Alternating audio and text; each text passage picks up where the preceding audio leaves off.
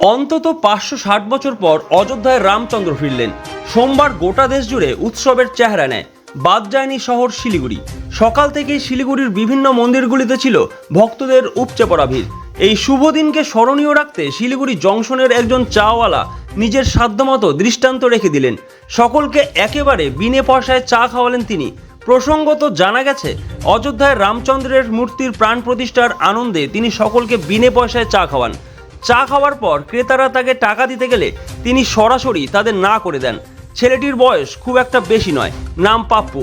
Siliguri junction স্টেশনের ভিতরে রয়েছে তার একটি ছোট্ট চায়ের দোকান। তিনি অযোধ্যায় রামলালার মূর্তির প্রাণ প্রতিষ্ঠার উপলক্ষে সকলকে একেবারে বিনে পয়সায় চা খাওয়ান।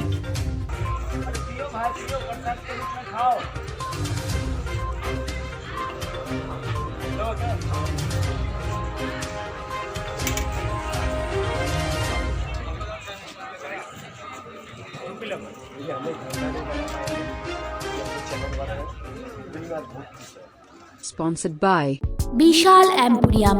যুগ বদলেছে জীবনের ধারা। তাই নিজের ঘরকে শৌখিনতায় মুড়ে ফেলতে চলে আসুন। Co-sponsored by